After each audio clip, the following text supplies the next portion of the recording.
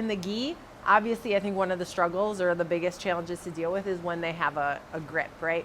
So just some basic kind of tips. When we're in the gi, and even I can do this from like bottom mount position, but if I feel like there's a threat, of chokes, I can come in and start bringing in my thumb into my own lapels. So getting my own thumb grips here. It's a little bit better than just kind of defending like this with the hands.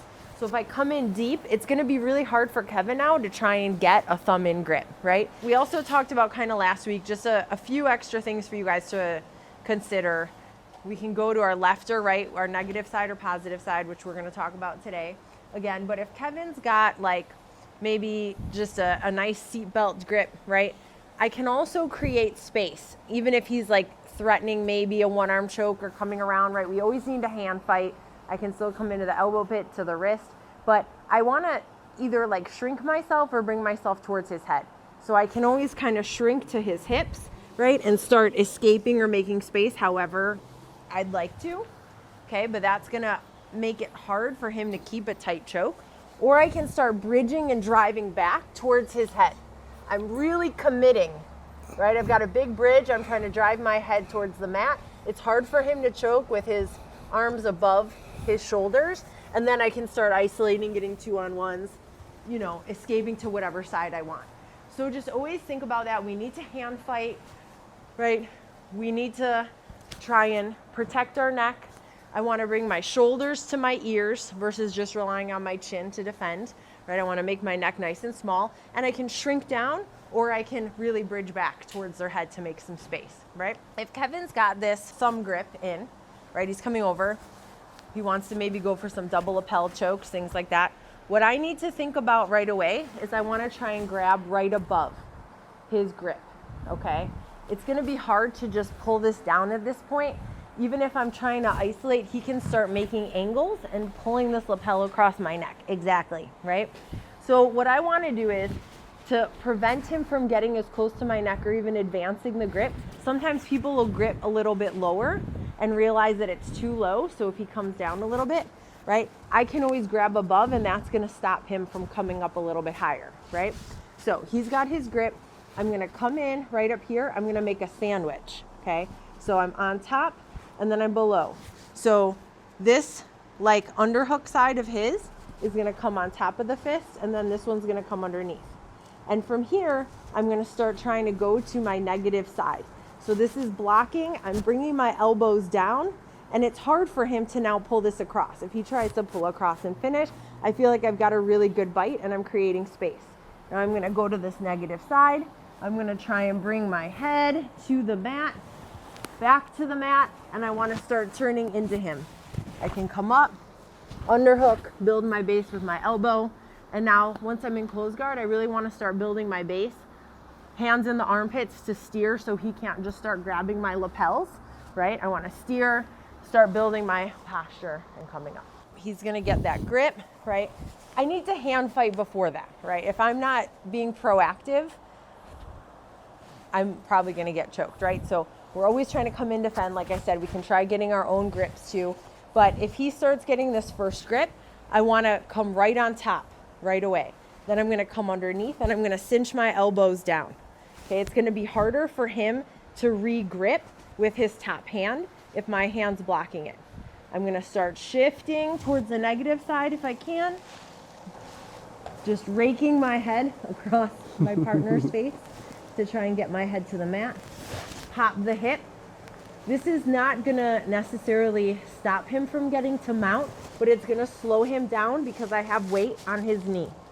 Okay, now I can start turning into him, coming in for the underhook, especially if I'm coming into close guard, and bringing my elbow to the mat to build my base. I don't wanna end up here in close guard where he can start isolating my arm. So just a couple things to reiterate here. If we can shrink or go towards the head sometimes, that's gonna help make space and alleviate pressure, right? So if Kevin's got his grip and we're kind of seated in this position, I can start shrinking. But if he's taking me to the negative side, right, and he's doing a good job of keeping his head tight, that's gonna be hard. So I need to really make sure I'm biting down and I'm really trying to get to the head to the other side before I start trying to get my back there. Like once I'm here, I feel pretty good. Now I can start shifting and getting my back out. I'm heavy on the knee and I want to start rotating up. Here, just remember, you can always use like your feet to pin their bottom foot too. That can help prevent them coming up into mount, right? If their leg is a little lower, I can start turning and rotating and coming up past or above the knee, I should say, and coming in a top half smash instead of closed guard. If I come up into closed guard, I can use this left arm. Like I don't have to worry as much about him isolating this because I'm in top half smash. I can go for head control and an underhook, okay? But when I am coming up, let's just kind of rewind it. I'm gonna bring my elbow down and start rotating my hips and getting the underhook to come up, right? Whether I'm in his closed guard or I get over the leg, okay? Whatever option there. So just be mindful of that. This person's gonna wanna try and get up onto mount. So if I can put my weight on their knee, that's gonna slow them down. It's not gonna make it impossible. But if I do feel like they're losing back alignment and they wanna come up on top, I'm trying to stuff an ankle so that I can get into a guard position and start attacking or sweeping, okay?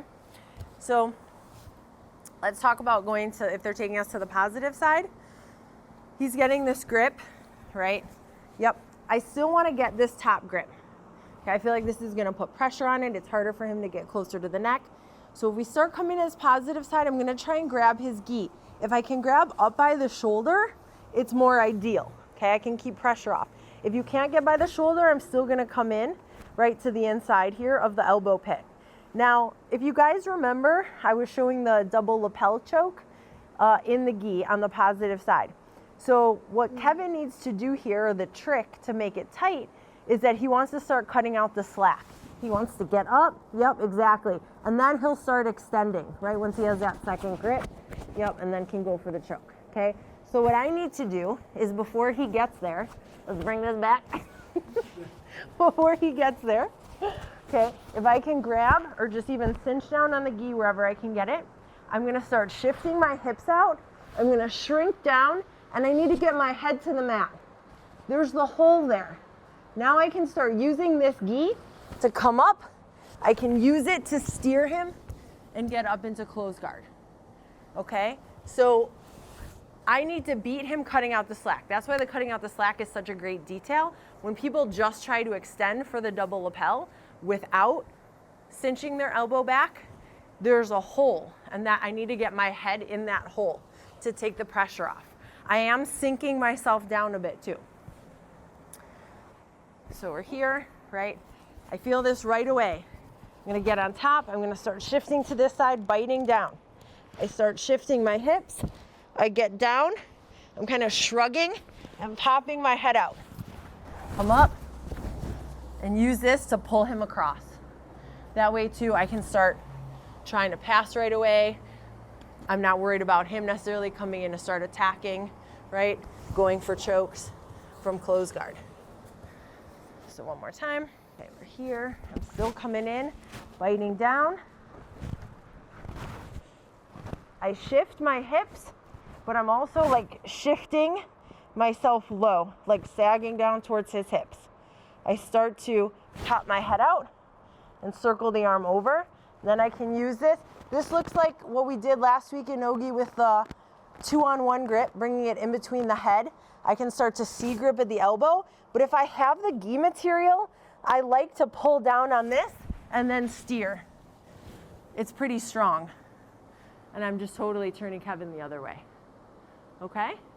So if we go to the positive side, we're gonna try and get that gi grip, still getting that grip on the collar, getting nice and small, shifting our hips out, popping the head to the mat, and popping through.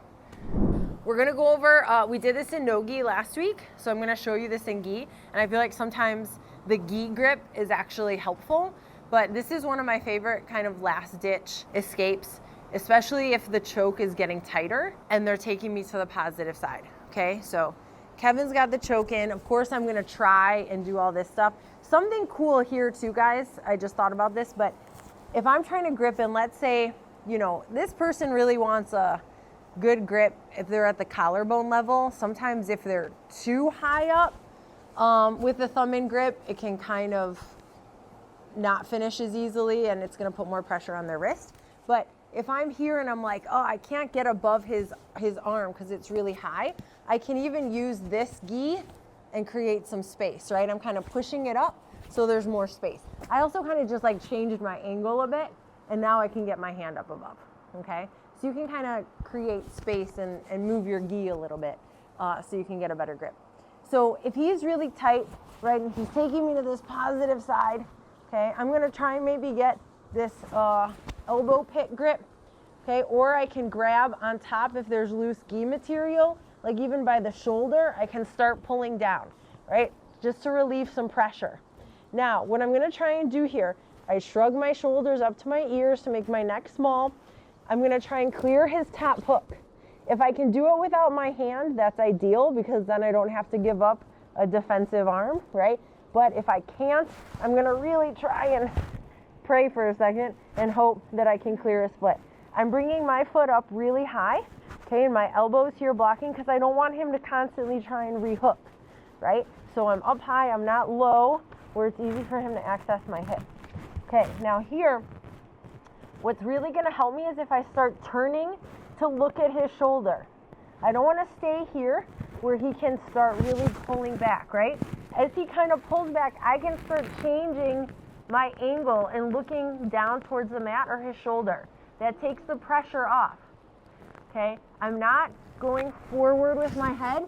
I'm keeping his bottom hook so we stay connected. So I'm gonna start rotating in. I get to my hand and to my knee. So my hand is gonna allow me to get base and push into him. I'm pulling down on his arm to keep him pinned, and I'm gonna drive with my shoulder and my come into top half smash. I don't wanna stop here, okay? If he gets to his side, he can start retaking my back. It's like an arm drag from half guard, okay? So as I've got this grip and I come up initially, I'm gonna drive my head under his chin. I'm bringing my shoulder into his chest. So we're here, yep, coming in, he's taking me that way, trying to pull down on anything I can, trying to clear this hook. I'm looking in, boom. Okay, it's not gonna look pretty. It's really grindy. I need to pin him and just try and put all my pressure into him. I don't wanna over commit. So if I'm here, I'm not going like this, right? With my arm caught. So this move is reliant on me keeping the bottom hook, okay? So he's here, right? Even if he's doing one armed or rear naked, whatever he's trying to do, right? I'm getting to this side. I'm trying to clear this hook. Like I was saying to Brian, if I can't do that, I'm biting down and I gotta clear, right? I can't let him have this hook. This is the battle. I gotta keep fighting it. But I'm not just gonna stay at this angle. I've gotta try turning my head up towards the shoulder because otherwise he's gonna choke me, okay? If I lose this bottom leg and I start to turtle and come up, he's gonna just follow me, okay? So I need this hook to keep him in place. So here I'm coming up and Brian's saying, well, I feel like they can still follow. He can follow, but he doesn't have this top hook in.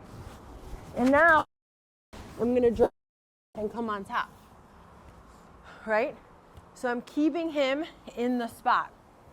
If he does follow, or if I can't clear the top hook, it's gonna be hard, I should say, if they follow with only one hook, it's gonna be harder for them. They really need to make sure they have that chest and back alignment, right? So I feel like you need to maybe hold on, post on the mat and spear more. I'm kind of trying to stop their momentum and drive back into them. But if they do follow, it's gonna be hard for them to get that nice alignment. So I can even shake them off, or they might start sliding off and I'll be in top in their guard. So we're here. If I can't clear the hooks, this is the real last ditch, guys, but I'm gonna roll all the way through. So I'm gonna come here. I'm gonna try and get to turtle. Once I'm here, I don't wanna go belly down. That's gonna be real bad for me. I'm gonna extend one leg, stay on my other knee, and I've gotta switch I'm kind of facing that way. I've gotta switch towards the back door, come in this way, And that makes space for me to start escaping to the negative side. Okay? You can roll through.